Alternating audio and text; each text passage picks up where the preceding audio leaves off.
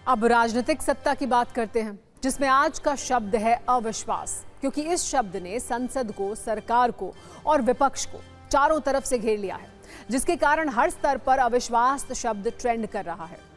अविश्वास की शुरुआत आज विपक्ष के एक राजनीतिक दांव से हुई, जिसमें विपक्ष ने लोकसभा स्पीकर के खिलाफ अविश्वास का प्रस्ताव दिया। दूसरा मामला पूर्व army chief general MM Naravane की किताब का है, जिसमें लिखी बातों ने सरकार के प्रति विपक्ष में अविश्वास पैदा कर दिया है। पिछले काफी दिनों से यह मामला चल रहा है, आज और आगे बढ़ गया। तीसरा मामला संसद में बजट पर हुई बहस का है। इस बहस में भारत अमेरिका ट्रेड डील की बात हुई। सरकार कह रही है कि देश हित के मुद्दे पर समझौता नहीं हुआ है, लेकिन विपक्ष को सरकार के आश्वासन पर अविश्वास है। कुल मिलाकर आज अविश्वास शब्द काफी ट्रेंड कर रहा है, इसलिए सत्ता की राजनीतिक कुंजी को हमने इसी अविश्वास शब्द के इर्द गिर्द बुना है। सबसे पहले बात लोकसभा अध्यक्ष के खिलाफ दिए गए अविश्वास प्रस्ताव के नोटिस की करते हैं। विपक्ष ने सरकार की अगुवाई में आज लोकसभा स्पीकर ओम बिरला के खिलाफ अविश्वास प्रस्ताव का नोटिस दे दिया। इस अविश्वास प्रस्ताव के नोटिस पर 118 सांसदों के साइन हैं। नियम 94C के तहत कांग्रेस ने यह प्रस्ताव लोकसभा महासचिव को सौंप दिया। नेता प्रतिपक्ष राहुल गांधी ने इस पर हस्ताक्षर नहीं किया है। कांग्रेस सूत्रों का कहना है कि पार्लियामेंट्री डेमोक्रेसी में एलओपी के लिए स्पीकर को हटाने की पिटीशन पर साइन करना सही नहीं है, इसीलिए राहुल गांधी ने इस पर साइन नहीं किया है। लोकसभा सचिवालय से लीक हुई जानकारी के मुताबिक अविश्वास प्रस्ताव का नोटिस मिल गया है, लेकिन इस प्रस्ताव में एक गड़बड़ी हो गई है। पूरे नोटिस में वर्ष 2025 लिखा गया है, जबकि वर्ष 2026 लिखना चाहिए था। सूत्रों के मुताबिक टेक्निकल ग्राउंड पर ही यह अविश्वास प्रस्ताव रिजेक्ट हो सकता है, क्योंकि तारीख ही सही नहीं है। कांग्रेस ने अपने अविश्वास प्रस्ताव के पीछे 3 बातों को आधार बताया है। राष्ट्रपति के अभिभाषण पर चर्चा के दौरान राहुल गांधी को बोलने की इजाजत नहीं दी गई। कांग्रेस की महिला सांसदों के खिलाफ सदन में अनुचित स्थिति पैदा करने के गलत आरोप लगे। सत्ता पक्ष के लोगों को कुछ भी बोलने की छूट दी गई।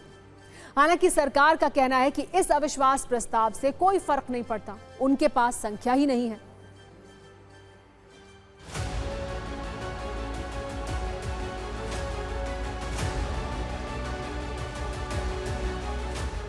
अभी मेरी जानकारी में नहीं है कि क्या तय हुआ ऑल पार्टी मीटिंग में।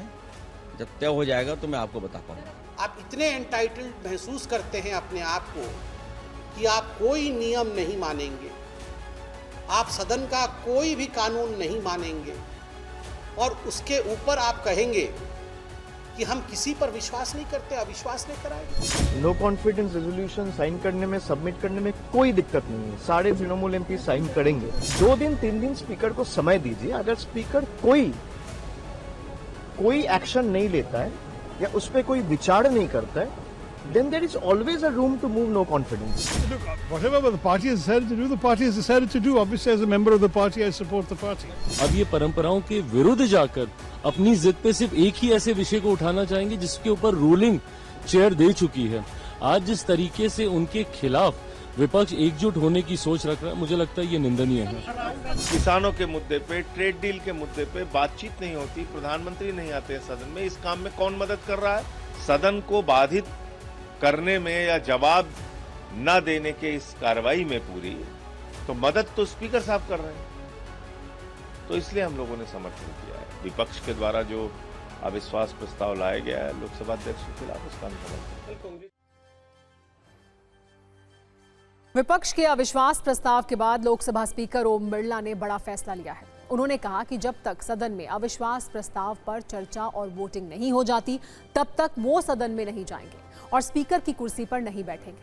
हालांकि नियमों के अनुसार ऐसी बाध्यता नहीं है, फिर भी उन्होंने सदन में न जाने का फैसला किया, चाहे सरकार या विपक्ष की ओर से मनाने का प्रयास हो, लेकिन वो नहीं जाएंगे। संभावना यह है कि बजट सत्र के दूसरे हिस्से के पहले दिन यानी 9 मार्च को ही स्पीकर को हटाने के प्रस्ताव पर चर्चा हो।